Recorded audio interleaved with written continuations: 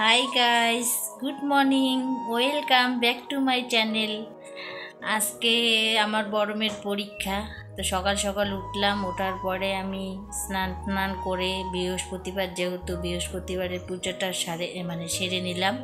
কালকে সব কিছু কাজ সেরে রেখেছি, তো আজকে আমার কিছুটা বাকি ছিল, তো ওটুক সেরে তো পুজোটা দিয়ে নিলাম। এখন খাবো আমি চা।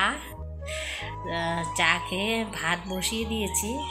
চা খেয়ে আবার ভাতটা নামিয়ে আলু ভাজা টাজা করে খাওয়িয়ে ওকে রেডি হয়ে নিয়ে যাব।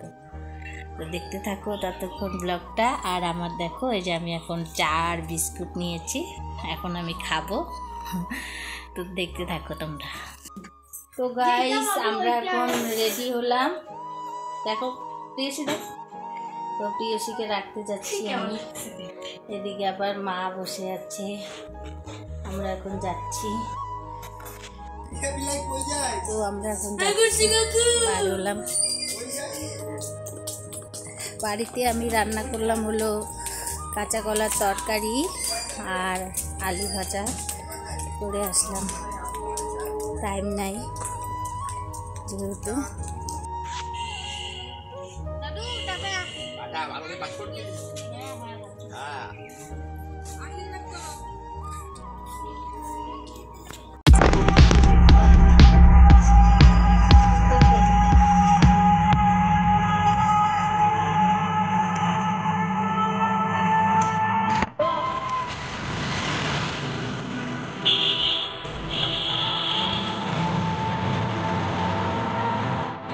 তো গাইস দেখো তোমরা, আমরা স্কুলের সামনে এসে পড়েছি। কারণ স্কুলটা আমি দেখাতে পারবো না তোমাদেরকে, কারণ স্কুলের নামও বলবো না। এটা বলা আমাদের মানে বলা উচিত কি নাও, তার জন্য আমি স্কুলের নামও বলবো না আর স্কুলটাও আমি দেখাবো না।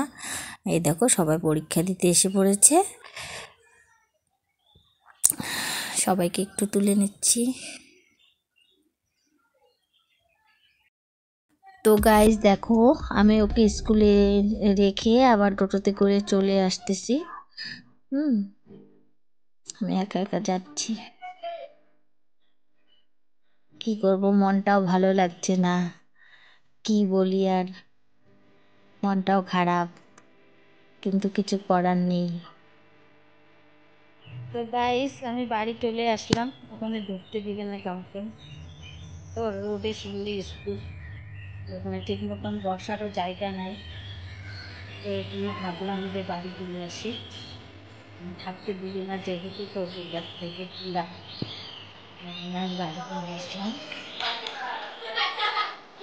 তো গাইস, ভিডিওটা আমি এখানে শেষ করলাম। তো ভালো লাগলে একটি লাইক, কমেন্ট, সাবস্ক্রাইব করে দিও।